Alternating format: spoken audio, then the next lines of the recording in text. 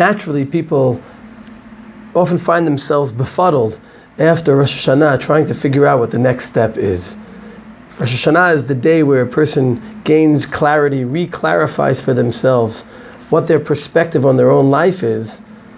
How do you go from there to tshuva? How do you fix things? How do you meet those expectations? How do you realize and live those expectations?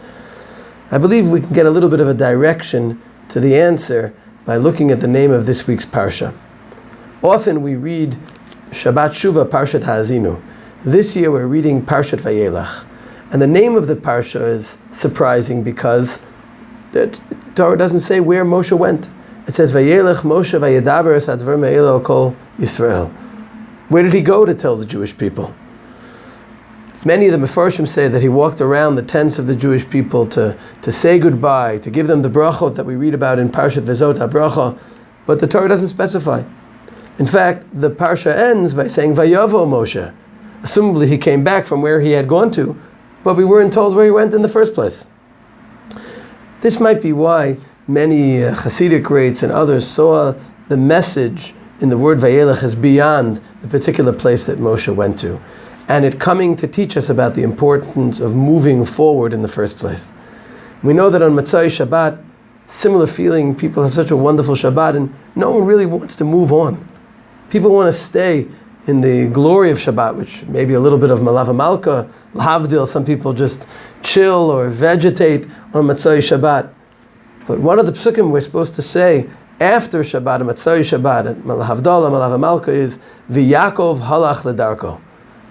Yaakov moved on. He made a treaty with Lavan. It was a seminal moment, and he moved on to the next challenge.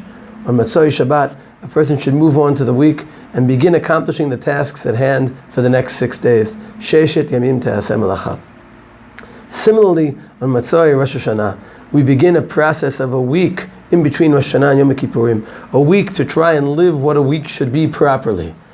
And the lesson of Parshat Vayelech is, after preparing for Rosh Hashana with Parshat Nitzavim, where hopefully we take a stance, we stand strong in anticipation of our identifying moment on Rosh Hashana.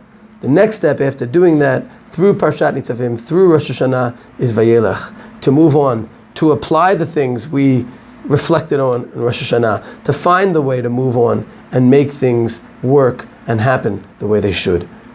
May we be able to accomplish this in the footsteps of V'Yakov halach ledarko, in the footsteps of Vayelech Moshe.